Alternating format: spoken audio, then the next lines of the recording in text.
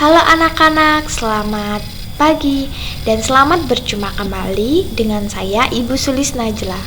Nah, di sini Ibu akan menyampaikan materi mengenai proklamasi kemerdekaan. Nah, pada poin ini di sini Ibu akan menyampaikan mengenai detik-detik proklamasi.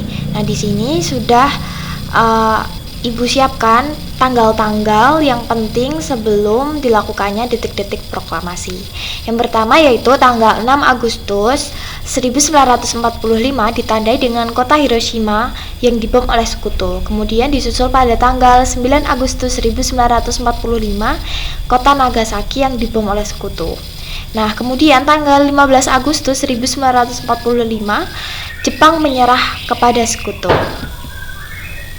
Nah, peristiwa apa saja sih yang terjadi pada tanggal 15 Agustus? Nah, yang terjadi pada tanggal 15 Agustus yakni Jepang menyerah kepada sekutu.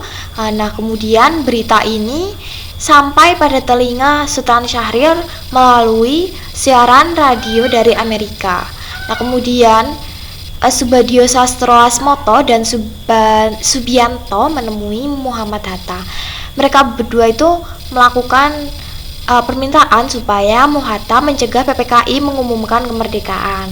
Nah, hal ini dilakukan supaya kemerdekaan Indonesia didapatkan dari kekuatan bangsa Indonesia sendiri tanpa adanya campur tangan dari negara lain. Nah, masih sama pada tanggal 15 Agustus, namun pada pukul 20.00 waktu Indonesia Barat. Yang terjadi yaitu pada tanggal ini dan jam ini ialah golongan muda melakukan rapat di lembaga bakteriologi yang beralamat di Pegangsaan Timur. Nah, rapat ini dihadiri oleh Khairul Saleh, Margono, Armansyah, dan Kusnandar. Isi dari rapat ini ialah untuk menyelenggarakan proklamasi kemerdekaan Indonesia. Insinyur Soekarno dalam rapat ini diminta untuk membacakan proklamasi besok pada tanggal 16 Agustus 1945. Namun Insinyur Soekarno melakukan penolakan kepada golongan muda. Nah, akibat dari penolakan tersebut terjadilah suatu peristiwa yang dinamai penculikan Soekarno. Nah, awal dari penculikan ini adalah ketika Insinyur Soekarno melakukan penolakan dari ajakan golongan muda. Kemudian golongan muda itu melakukan pengancaman jika proklamasi tidak disegerakan, maka kemungkinan besar akan terjadi pertumpahan darah. Karena keinginan golongan muda tidak dipenuhi, kemudian pada tanggal 16 Agustus pagi hari mereka mengasingkan Soekarno dan Hatta ke Rengas Dengklok. Atau dengan kata lain mereka menculik Soekarno dan Hatta. Nah, apa sih tujuan dari untuk menculik Soekarno ini? Tujuannya ialah untuk menjauhkan mereka berdua ini dari pengaruh-pengaruh Jepang. Nah, kemudian peristiwa yang terjadi di Jakarta pada waktu itu yakni golongan muda yang diwakili oleh Ahmad Subarjo dan golongan muda yang diwakili oleh Wikana. Dari kedua golongan ini mereka melakukan penyepakatan mengenai proklamasi yang disepakati dilakukan di Jakarta. Kemudian pada pukul 16.00 waktu Indonesia Barat, Ahmad Subarjo yang diantar oleh Yusuf Kunto selaku sekretarisnya untuk berangkat ke Rengas Dengklok.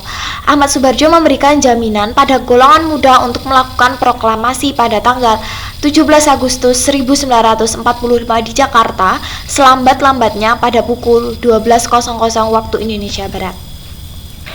Nah, pada detik-detik proklamasi, dari hasil rapat tersebut yang telah disepakati, jika proklamasi dibacakan di halaman Rumah Soekarno di Jalan Pegangsaan Timur nomor 56 Jakarta pada tanggal 17 Agustus pukul 10.00 waktu Indonesia Barat. Komandan Latif dan Arifin menyiapkan pasukan.